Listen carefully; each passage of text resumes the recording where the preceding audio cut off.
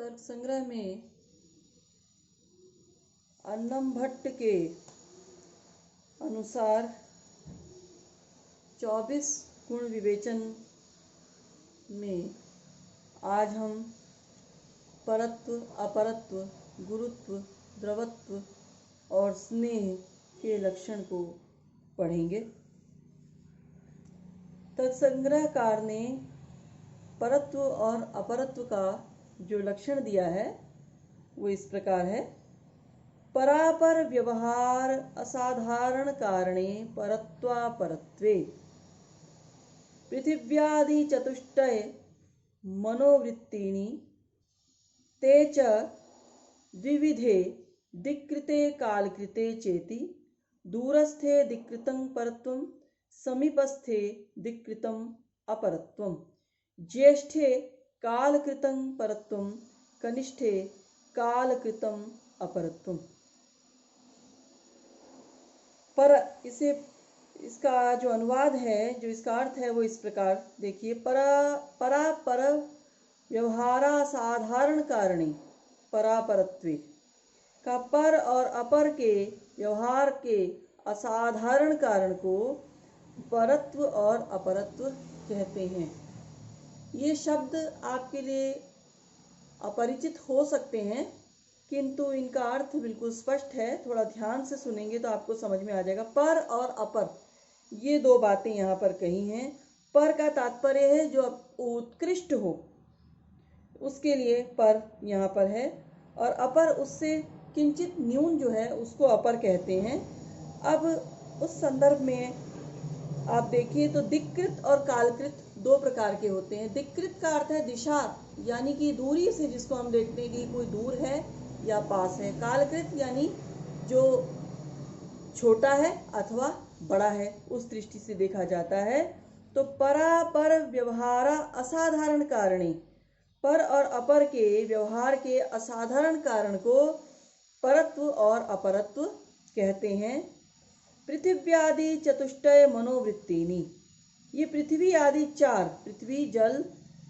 पृथ्वी तेज मन और वायु जो और जल, पृथ्वी जल तेज वायु ये चार और मन, इनमें रहने वाला, इसलिए कहा पृथिव्यादि चतुष्टय और मनोवृत्तिनी, और मन में रहने वाला है। फिर कहा ते च दिक्कृते कालकृते चेति, ये दोनों, ये जो है पर और अपर दिक्कृत भी हैं और कालकृत भी हैं। तो इस भेद से दो दो प्रकार के होते हैं। दिक्कृते दूरस्थे दिक्कृतं परत्वम, जो दूरस्थ है, जो दूर है, उसमें दिक्कृत अर्थात दैशिक दिशाजन्य जो कहेंगे परत्व है। समीपस्थे दिक्कृत अपरत्वम, और जो नजदीक है उसमें दिक्कृत या दैशिक अपरत्व है। ज्येष्ठे कालकृतं परत्वम, ज्येष्ठ में जो बड़ा है उसमें कालकृत जो है परत्व है, और जो कनिष्ठ है उसमें कालकृत अपरत्व है। तो जो दूर है वो पर है, जो समीप है वो अपर है। जो बड़ा है आयु में वो पर है, और जो आयु में छोटा है वो अपर है, और वो कालकृत अपरत्व है। यह वस्तु पर है, इसे समझिए जरा। यह वस्तु पर है और यह वस्तु अपर है इत्यादि प्रकारों के वाक्य व्यवहार का जो असाधारण कारण है वो परत्व और अपरत्व गुण कहलाता है। पर का तात्पर्य है उत्कृष्ट या बड़ा, जो भी कहें आप। परत्व दैशिक और कालिक भेद से दो प्रकार का होता है। दैशिक परत्व दूरत्व तथा कालिक परत्व ज्येष्ठत्व है। यानी दिक्कृत या दैशिक कहेंगे परत्व तो वो दूरी के लिए आएगा, और जो कालिक परत्व है वो ज्येष्ठत्व बड़े के अर्थ में आएगा। इसी प्रकार अपरत्व भी दैशिक और कालिक के भेद से दो प्रकार का होता है। दैशिक अपरत्व नैकट्य तथा कालिक अपरत्व कनिष्ठत्व को कहते हैं। जो आयु में छोटा हो वो कालिक अपरत्व कहलाएगा, और जो दूरी में नज़दीक हो उसको दैशिक अपरत्व कहेंगे। और ये परत्व अपरत्व भी व्यवहार सापेक्ष होते हैं। फिर कहा गुरुत्व। अब अगला जो परत्व और अपरत्व के बाद अब गुरुत्व की बात है। तो आद्य पतना असमवायी कारणम गुरुत्वम पृथ्वी जल वृत्ति। तो लक्षण दिया आद्य पतन, जो प्रथम पतन का असमवायी कारण है उसको गुरुत्व कहते हैं। यह जो गुरुत्व नामक गुण है यह पृथ्वी जल वृत्ति अर्थात पृथ्वी जल में रहने वाला है, इन दो में। तो ग्रंथकार इस प्रकार आद्य पतन इत्यादि पूर्वक गुरुत्व का लक्षण निरूपित करते हैं। कहते हैं आद्य पतन असमवायी कारणम। ऐसा क्यों कहा? तो कहा कि द्वितीय पतन, आद्य पतन यानी पहला पतन, और जो द्वितीय पतन है उस क्रिया में वेग के असमवायी कारण होने से। पहला पतन तो गुरुत्व, उसका जो असमवायी कारण है वो तो गुरुत्व है ग्रंथकार के अनुसार, लेकिन जो द्वितीय पतन क्रिया है उसमें वेग असमवायी कारण होता है, इसलिए यहाँ पर कहा गया आद्य पतन असमवायी कारणम गुरुत्वम।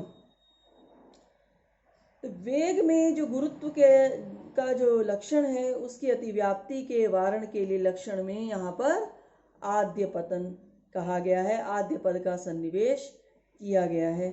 ये हमें यहाँ पर ग्रहण करना चाहिए कि ये लक्षण में जो आद्य कहा वो क्यों कहा? आद्य इसलिए कहा कि द्वितीय पतन जो है वो वेग के कारण होता है, और जो आद्य पतन है वो उसका जो कारण है वो गुरुत्व है, इसलिए यहाँ पर कहा। द्रवत्व, अब अगला जो गुण है वो द्रवत्व। स्यंदन नाम असमवायी कारणम द्रवत्वम पृथ्वी अप तेजो वृत्ति तद्विविधम सांसिद्धिकं नैमित्तिकं च सांसिद्धिकं जले नैमित्तिकं पृथ्वी तेजसो पृथिव्यां घृतादौ अग्नि संयोगजं द्रवत्वं तेजसी सुवर्णादौ। कहा कि आद्य स्यंदन, स्यंदन असमवायी कारणम, जो स्यंदन है यहाँ पर भी आद्य शब्द लगाया जाएगा कि आद्य स्यंदन के असमवायी कारण को द्रवत्व कहते हैं। यह द्रवत्व पृथ्वी जल और तेज में रहता है। यह दो प्रकार का होता है, सांसिद्धिक और नैमित्तिक। सांसिद्धिक अर्थात स्वाभाविक द्रवत्व जल में रहता है तथा नैमित्तिक द्रवत्व पृथ्वी और तेज में रहता है। घृतादि पृथ्वी में अग्नि संयोग रूप निमित्त के कारण द्रवत्व होता है। उसी प्रकार सुवर्णादि तेज में अग्नि के संयोग से द्रवत्व होता है। तो जो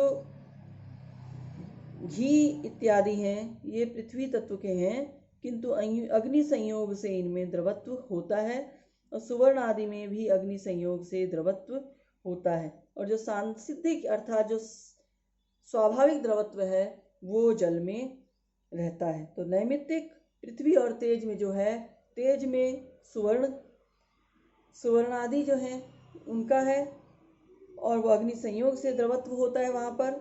और घृत आदि जो ये जो जिसे कहेंगे पार्थिव पदार्थ है, जो पृथ्वी जिसको कहेंगे पृथ्वी द्रव्य है, इनमें अग्नि का संयोग होने से द्रवत्व होता है। ये यहाँ पर कहा गया, क्योंकि अग्नि में जब घृत को रखेंगे, घृत पात्र को अग्नि पर, तो वो उसमें द्रवत्व उत्पन्न होगा, वो पिघलने लगेगा।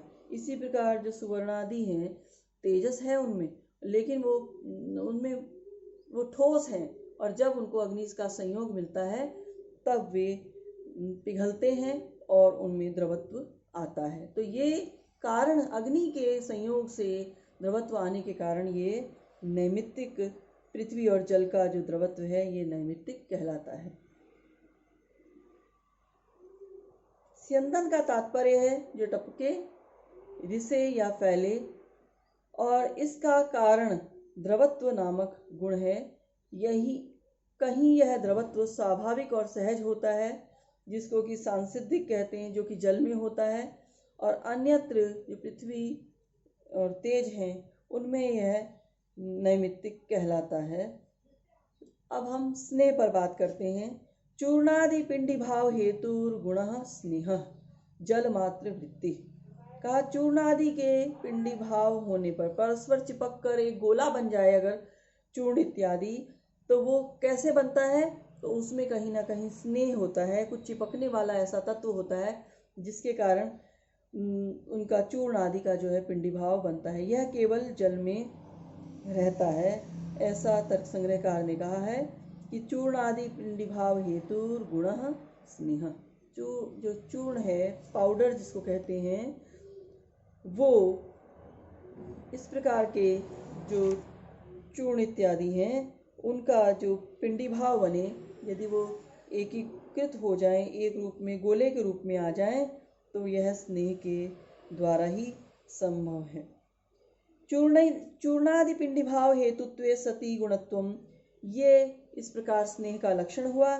चूर्णादि के पिंडी भाव का हेतुत्व तथा गुणत्व ये समानाधिकरण्य संबंध से स्नेह नामक गुण में रहते हैं। चूर्णादि के धारण आकर्षण के हेतुभूत विलक्षण संयोग को ही पिंडी भाव कहते हैं।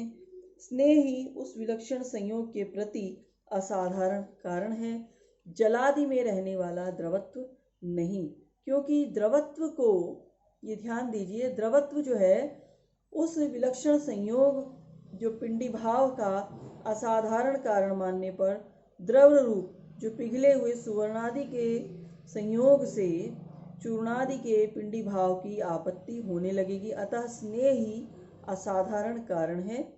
यदि स्नेह के लक्षण में मात्र विशेषणांश रखा जाएगा तो काल आदि में भी लक्षण की अतिव्याप्ति होने लगेगी। इसलिए इसके वारण हेतु लक्षण में विशेष्यांश जो है वो गुणत्व का ग्रहण किया गया है। ये जैसे कहा गया यहाँ पर कि चूर्णादि पिंडी भाव हेतुर गुण, ये जो गुण शब्द लगाया है इसका कारण है काल आदि में लक्षण की अतिव्याप्ति न हो। तो इस प्रकार हमने देखा कि जो स्नेह है, द्रवत्व है, गुरुत्व है, परत्व, अपरत्व, ये सब भी गुण हैं। इनको तैयार कर लीजिए और असाइनमेंट मिलेगा तब लिखकर दिखाइए। धन्यवाद।